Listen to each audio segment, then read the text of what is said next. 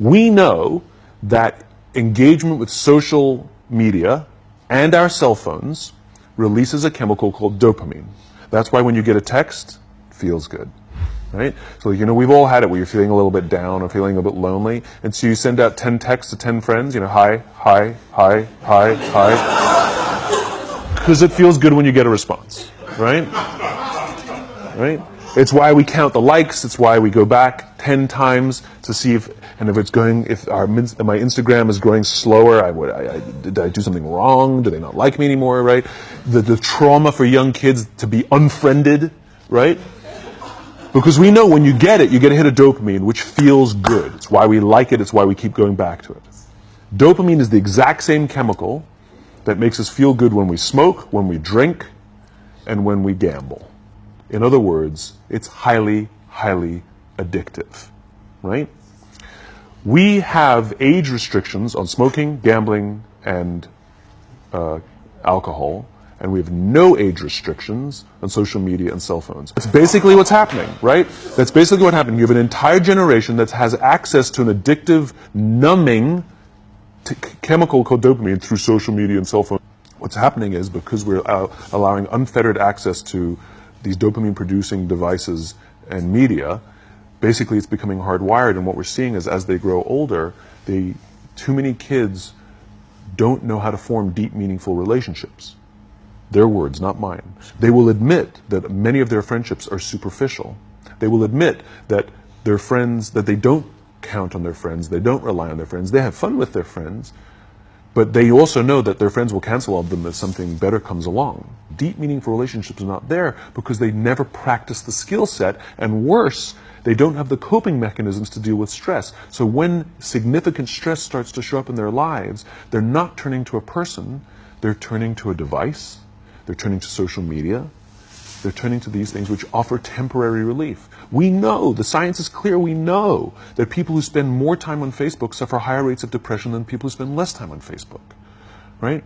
These things balance, right? There's nothing wrong with social media and cell phones. It's the imbalance, right? If you're sitting at dinner with your friends and you're texting somebody who's not there,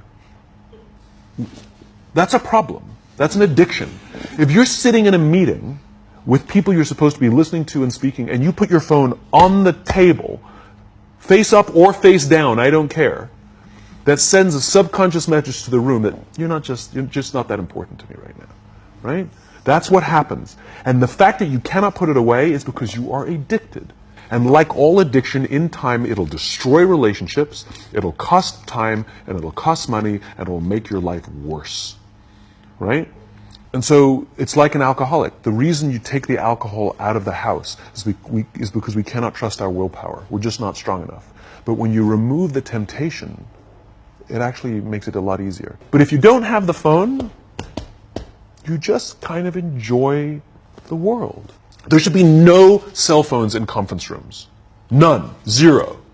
And I don't mean the kind of like sitting outside waiting to text. I mean like when you're sitting and waiting for a meeting to start, this is what we all do. We all sit here and wait for the meeting to start. Meeting starting? Okay. And we start the meeting. No, that's not how relationships are formed. Remember we talked about it's the little things? Relationships are formed this way. We're waiting for a meeting to start and we go, how's your dad? I heard he was in the hospital. Oh, he's really good. Thanks for asking. He's actually at home now. Oh, I'm really glad. It was really amazing. I know, it was really scary for a while. That's how you form relationships. And so what this young generation needs to learn is patience. That some things that really, really matter, like love, or job fulfillment, joy, love of life, self-confidence, a skill set, any of these things, all of these things take time. Sometimes you can expedite pieces of it, but the overall journey is arduous and long and difficult. And if you don't ask for help and learn that skill set, you will fall off the mountain, or the worst case scenario, and we're already seeing it, the worst case scenario is we're seeing an increase in suicide rates, we're seeing an increase in this generation, we're seeing an increase in accidental deaths due to drug overdoses, we're seeing more and more kids drop out of school or take leaves of absence due to depression, unheard of. This is really bad. The best case scenario Those are all bad cases, right?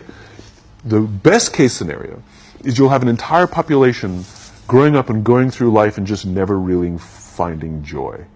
They'll never really find deep fulfillment in work or in life. They'll just waft through life and it'll be just, it's fine. We now have a responsibility to make up the shortfall and to help this amazing, idealistic, fantastic generation build their confidence, learn patience, learn the social skills, find a better balance between life and technology.